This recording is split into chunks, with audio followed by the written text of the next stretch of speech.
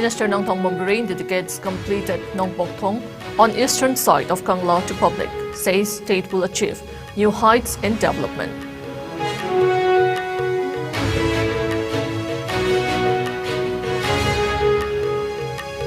Unknown miscreants explode powerful IED at residential gate of Deputy Register of NIT Lumphel.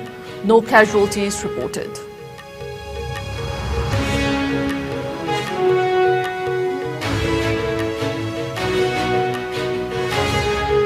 And villagers call upon government to develop Mount Kisha as proper tourist spot of Manipur. Freedom fighter Rani Guiding Liu once used Mount Kisha as her hiding place and headquarters.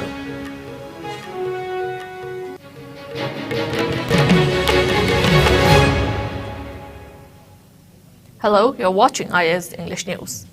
Before we begin, IS News would like to remind our viewers to practice physical distancing, hand hygiene, wear masks, protect yourself and get vaccinated to ward off COVID-19. I'm Jay Shainam giving you the news in detail. In a historic moment, Chief Minister Tong dedicated the completed NOngbok Tong on the eastern side of Kangla to the public today. NOngbok Tong is an important gateway according to Puya, old manuscript in Meitei script containing traditional lore. Speaking at the event, Chief Minister said that the opening of the bridge indicates a new achievement of the BJP-led government 2.0 in the state. He said that the Kangla NOngbok Tong is built similar to one which was built by our ancestor. He asserted that the bridge has a strong cultural as well as spiritual significance and that with the opening of the gate, the state will achieve new heights in development. Chief Minister was hopeful that it will also restore order, peace, harmony and prosperity in the state. Biren maintained that the opening of the bridge will be remembered in the history of Manipur. Rajya Sabha MP Sanajau Bolai Semba, Mahut Minister Yumnam Khemchon, Textile Minister Nemcha Kipgen and many officials took part in the event. Rituals and ceremonies were also performed by priests and priestesses. Members of Govindaji Temple Board, Uttara Shanglan, Kangla Board, Ukal and Lining Thos Namahi Board also took part in the event. Mention may be made that the Chief Minister last evening visited the NOngbok Tong Bridge, which was recently inaugurated by Union Home Minister Amit Shah during his visit to the state on January 6.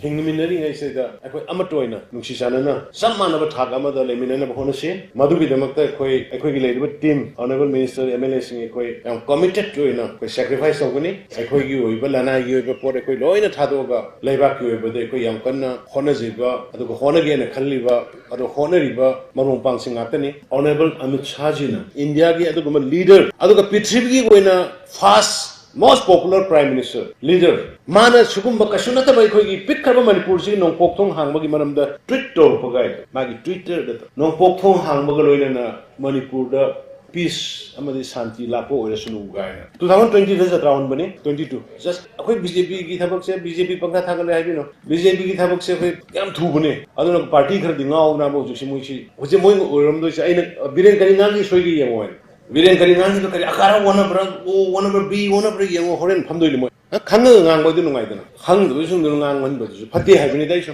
khanga ngang na ba history gi nai na aga de aina ge masak ani hum puthora di khum su mo namon maram di pung kai ra thanam mani state amaga unan ba yadana thanam mani state jati amaga kaya no khoi sida hana gri sibo kana de khoi aduna khoi di adom di khumugum si khoi gri sat ke development nuksina ba khoi masen amatoina hona base masida oina chala se aduga moiga khumnana baduna khoi su moiga manaba angang ka thagra lo. Later in the day, Chief Minister Biren chaired a meeting with the Committee for Land Sale Transaction. The meeting was held at the CM office. The Chief Minister and the committee deliberated on matters concerning the registration of transactions, sale, purchase, transferring of land and property, etc., with strict adherence to maintaining authenticity and transparency. Chief Minister Biren has been urging the people of the state not to sell land to illegal immigrants. He asserted that the protection of the indigenous people will be possible by stopping sale of land to outsiders. He also stressed the need to establish a land bank in the state in view of problems faced in finding land for taking up development projects. Biren also said that land registration could be done at the level of deputy commissioners and had also assured of taking up necessary steps to settle the purchase-sale issues at the district level as well. Unknown miscreants exploded a powerful improvised explosive device at Nagamapal in Imphal West District. According to sources, the explosion occurred at the residential gate of Deputy Registrar of NIT Lamphil, Laikangbam Dorendro, age 47 years, son of late Nabakumar of Nagamapal Kangjabi Lairak, Laikangbam Laikai under Imphal Police Station in Imphal West District. The explosion reportedly occurred around 11:48 last night. The blast rocked Imphal City. Upon hearing the incident, a team of police, bomb experts, and forensics experts rushed to the spot and investigated the crime scene. Police said although no one was injured in the incident, a pit of around 1 foot diameter was created near the main entrance gate of the registered residence by the impact of the blast, apart from causing damages to the window panes and walls of the house. The footage of the CCTV installed at the gate shows 2 scooter-borne marksmen placing a black-color polythene bag at the gate at around 11:45 p.m. and drove off. Imphal Police Station has registered a case and investigations are underway. Meanwhile, no individuals or outfits have claimed responsibility for the attack till the time of filing this report.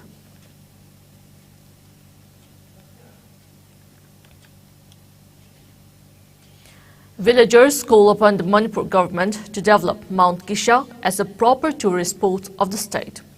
Mount Kisha is located at Magwalong village under Tosem subdivision of Tamenglong district.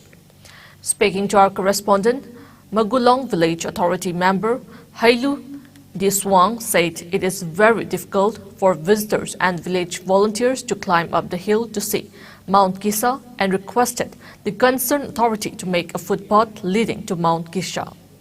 He noted that freedom fighter Rani Gaidinglu once used Mount Kisha, the rock cave, as her hiding place and headquarters in 1932 and 1962 during British colonial rule. At the entrance, there is still testimony of the stone bunker wherein her forces guarded her camp against any intrusion into the den. It may be noted that the village authority has banned zooming in the vicinity of the village and also banned hunting and felling of trees.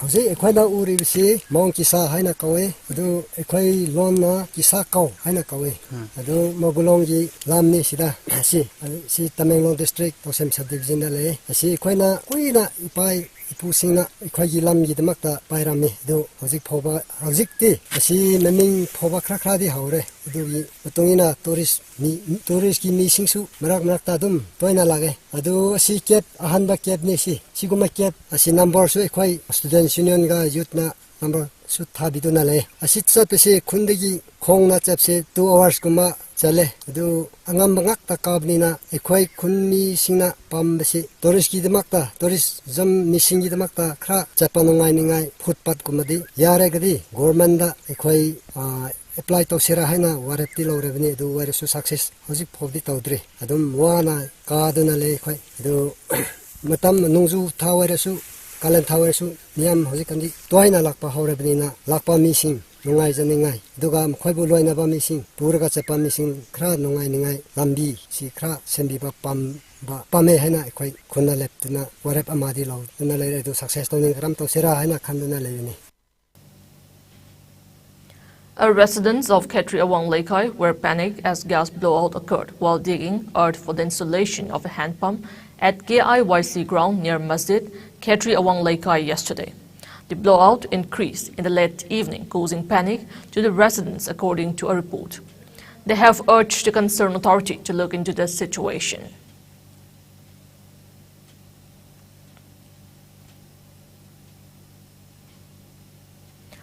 All Manipur Working Journalists Union Amju condoled and timely demise of veteran journalist Potsangbam Radheshyam, popularly known as PR Sham, who passed away yesterday. He was 79. He breathed his last following a personal illness at Reams Hospital. A condolence ceremony was held at Manipur Press Club at Mazurkul today, wherein tributes were paid to the late journalist. A team of Amju also visited PR Sham's residence at Uripok Takilambam Laikai in Imphal West to share the grief of the bereaved family members. PR Sham played immense role in the establishment of Amju and also served as the first General Secretary of the Union from 1974 to 1975. He was working for Kolau and also Simanta Patrika.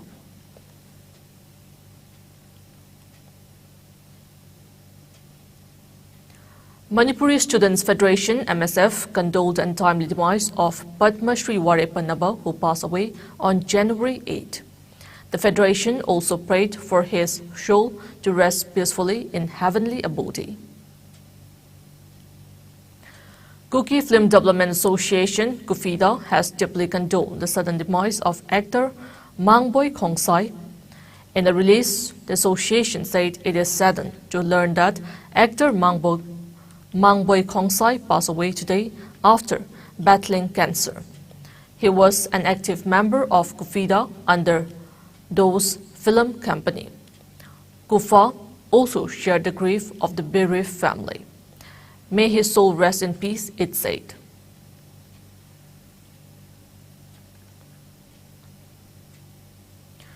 Comprising of 460 members continued to render services to humanity. The group extended help to 3 widows from Kangpokpi, Kamjong, and Ukhrul districts. Forward to Help Group, or in short known as F2H, mainly focuses on easing out poverty and hunger for the needy by contributing 200 rupees every month by its members. F2H gave away 20,000 rupees each to 3 persons, namely Ennu Dimnaiching Kinglo of Duangshum village, Kangpokpi district, B. Tinkonem Haukip of Thawai Kuki village, Kamjong district, and P. Vajaneng Haukip of Sangkai village, Ukhrul district. F2H has so far helped out 34 persons.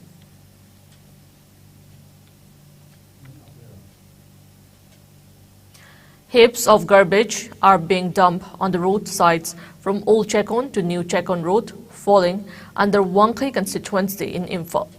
Once known as tribal colony, development works are being taken up in the area by the government. People are sickened to pass through this area as it has become dingy, sending out foul smells. The authorities concerned have been called for looking into the matter at the soonest possible time.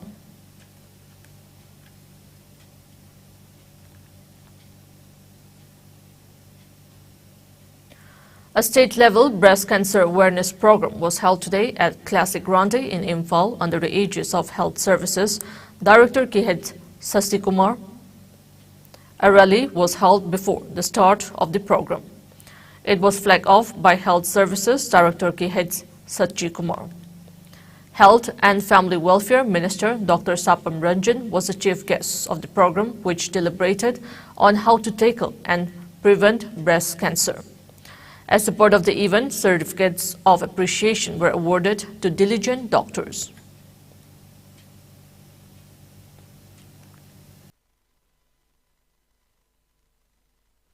Of the health department at the district level, please pull up your socks. It's high time we deliver more than how much we are delivering now. And I would like to request all the doctors, the staffs, the nurses, and all those involved in the healthcare provision of our state. We all work together in coordination. We have a director who is always approachable. We have an SMD who is approachable. I am always approachable. Your SES is approachable. And whatever we can.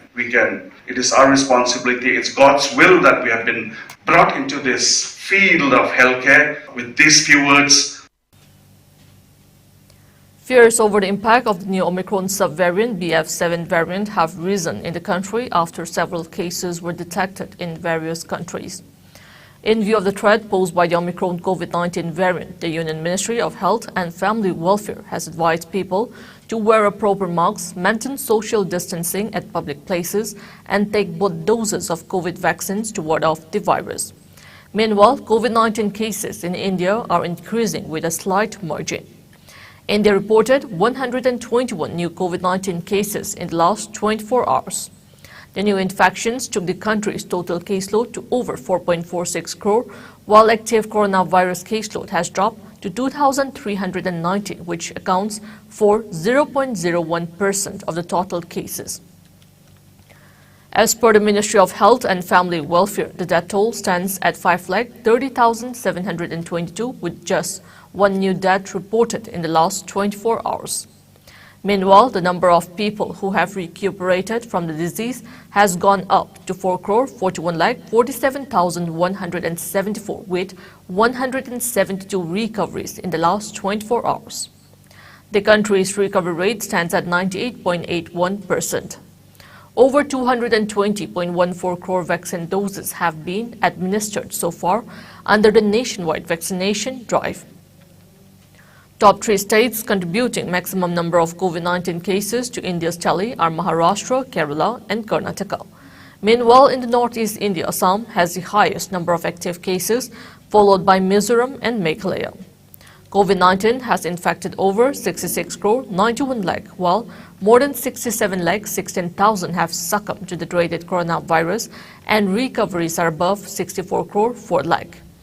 Globally, USA has the highest COVID-19 cases, followed by India and France.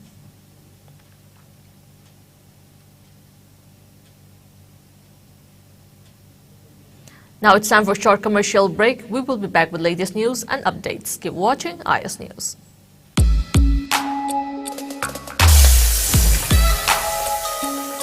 Electric laktabana maram oiduna asabi ising phanglar haibi nungsa thiningai leitraba.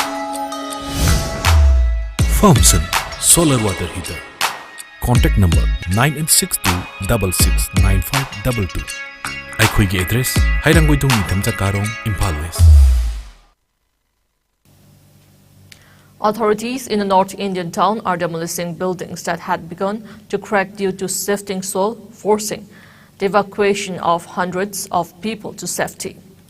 Reports said the demolition drive in Uttarakhand State's Joshimath began today, with authorities dividing the town of 25,000 residents into danger, buffer and completely safe zones. Authorities say that a total of 678 buildings in the town have developed cracks. Meanwhile, Uttarakhand Chief Minister Pushkar Singh Dhami said Prime Minister Narendra Modi has assured the state of all the possible help in the wake of the land subsidence in Joshimath. He said that the Prime Minister was seized of the situation in Joshimath and taking regular updates. Dhami said after 9 wards or municipal areas of the Joshimath were declared as a sinking zone, he had called for a collective effort at this hour of crisis. Joshimath, about 490 km northeast of the federal capital New Delhi, is a gateway to Hindu and Sikh shrines and is popular with tourists looking to trek parts of the Himalayas. It is also close to India's border with China. Experts and residents have long warned that large-scale construction work in and around Joshimath, including 4 power projects built by companies like the state-run National Thermal Power Corporation (NTPC), could lead to land subsidence.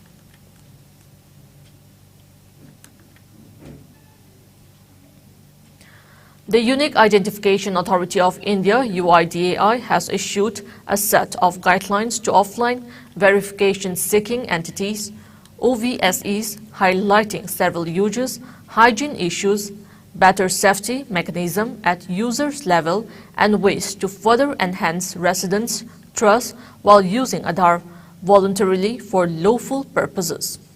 Entities have been informed to perform verification of Aadhaar after explicit consent of the Aadhaar number holder. It also urges to maintain the log record of the explicit consent received from residents for any further audit by UIDAI or any other legal agency thereof.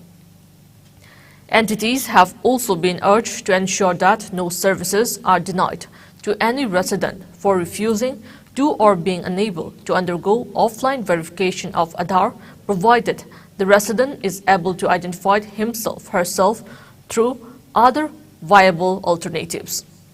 UIDAI has also asked OVSEs to verify Aadhaar via the QR code present on all 4 forms of Aadhaar: Aadhaar letter, e-Aadhaar, m-Aadhaar and Aadhaar PVC card, instead of accepting Aadhaar in physical or electronic form as a proof of identity.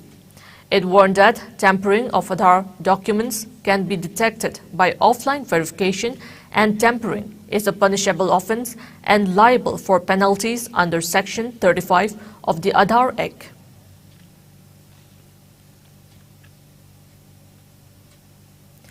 Beijing retaliated against South Korea's COVID-19 curbs on travelers from China, while state media further downplayed the severity of the outbreak in the last major economy to reopen its borders after 3 years of isolation. China ditched mandatory quarantines for arrivals and allowed travel to resume across its border with Hong Kong on Sunday, removing the last major restrictions under the zero-COVID regime, which is abruptly began dismantling in early December after historic protests against the curbs. But the virus is spreading unchecked among its 1.4 billion people, and worries over the scale and impact of its outbreak have prompted South Korea, the United States and other countries to require negative COVID tests from travelers from China. Although China imposes similar testing requirements for all arrivals, Foreign Ministry spokesperson Wang Wenbin said that the entry curbs for Chinese travelers were discriminatory. The Chinese embassy in South Korea has also suspended issuing short-term visas for South Korean visitors, the first retaliatory move against nations imposing COVID-19 curbs on travelers from China.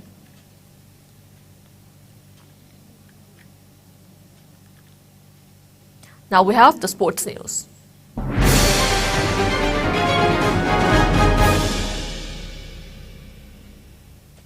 A pair of second-half goals from Eddie saw Arsenal pass a stubborn Oxford United side by a final score of 3-0 in the FA Cup third round. Mohamed broke the deadlock after half-time with a smashing header before Kisha scored twice to help Michael's side advance past their League One opposition to set up a juicy fourth-round tie with Manchester City. Arsenal have now won their last 14 FA Cup ties against sides from outside the top 2 divisions of English football. A much tougher test awaits in the next round when the Premier League top 2 will go head-to-head at the Etihad on the last weekend of January.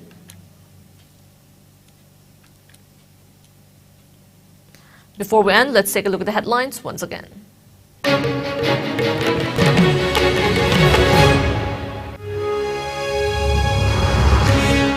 Chief Minister Nongtong dedicates completed NOngbok Tong on eastern side of Kangla to public, says state will achieve new heights in development.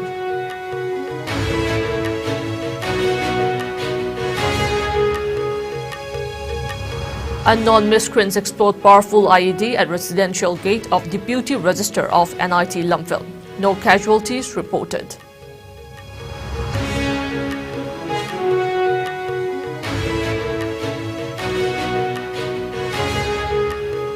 And villagers call upon government to develop Mount Kisha as proper tourist spot of Manipur.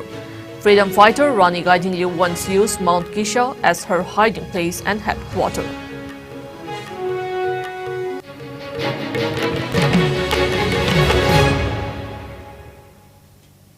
That's all we have in this bulletin. Keep watching IS News.